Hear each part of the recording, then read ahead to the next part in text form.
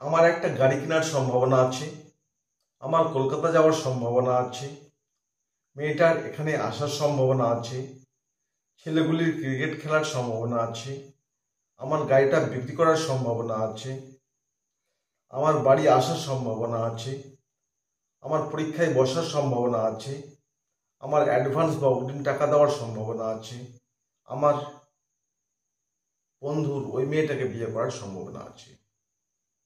Hello viewers, welcome to my YouTube channel HS English education. এই সমস্ত সেন্টেন্সগুলোর আমরা English translation খুব সহজে করতে পারি একটা সূত্রের মাধ্যমে।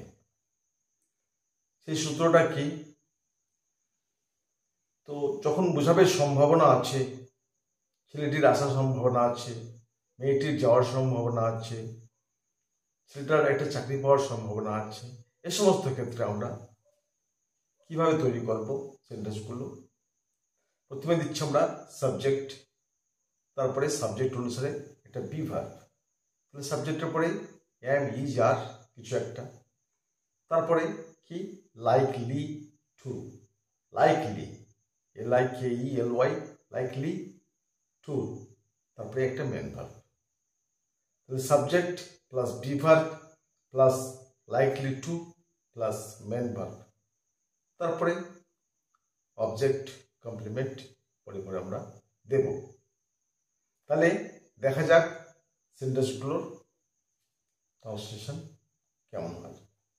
তাহলে আমার একটা গাড়ি কেনার সম্ভাবনা আছে, তাহলে কি বলবো? I am likely to buy a car. I am likely to buy a car. আমার কলকাতা যাওয়ার সম্ভাবনা আছে, I am likely to go to Kolkata.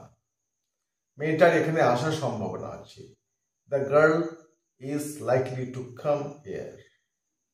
ছেলেগুলির cricket খেলার সম্ভাবনা আছে, the boys are likely to play cricket.